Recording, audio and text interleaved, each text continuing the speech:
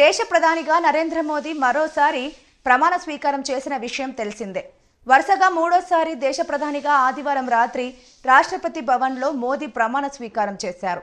ఈ నేపథ్యంలో కాసేపటి క్రితమే మోదీ అధికారికంగా ప్రధానిగా బాధ్యతలు స్వీకరించారు. ఇక మూడోసారి ప్రధాని అయిన మోదీ తొలి సంతకం దేనిపై చేస్తారని అందరిలో ఆసక్తి నెలకొంది.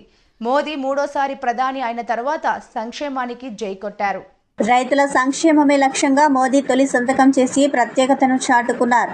పీఎం కిసాన్ పథకం కింద 17వ విడత నిధులను విడుదల చేశారు. రైతుల అభ్యున్నతికి తమ ప్రభుత్వం కట్టుబడి ఉందన్న ఆయన అందుకే బాధ్యతలు చేపట్టిన వెంటనే రైతులకు సంబంధించిన దసరంపై మొదటి సంతకం చేసినట్లు తెలిపారు. ఈ 5 ఏళ్లలో రైతుల కోసం మరిన్ని చర్యలు చేపడతామని ఈ సందర్భంగా మోదీ తెలిపారు. కాగా పీఎం కిసాన్ పథకంలో భాగంగా దేశంలో 9.3 కోట్ల మంది రైతులకు 2,000 చొప్పున 20,000 కోట్ల రూపాయల నిధులు వారి ఖాతాల్లో జమ కానున్నాయి. ఇదిలా ఉంటే మూడోసారి ప్రభుత్వాన్ని ఏర్పాటు చేసిన తర్వాత మోదీ ఈరోజు తొలి కేబినెట్ భేటీ నిర్వహించనున్నారు. సాయంత్రం 5 గంటలకు ఈ సమావేశం ఉండనుంది. అయితే అంతలోపు మంత్రులకు శాఖల కేటాయింపు ప్రక్రియ పూర్తి కానుందని తెలుస్తోంది.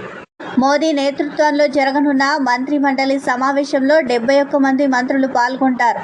ప్రభుత్వ లక్ష్యాలు, విధానాలపై కొత్త మంత్రులకు మోదీ దిశానిర్దేశం చేయనున్నారు. మోదీ బాధ్యతలు స్వీకరించిన తర్వాత 120 రోజుల కార్యరచనను సిద్ధం చేసుకున్నట్లు తెలుస్తోంది.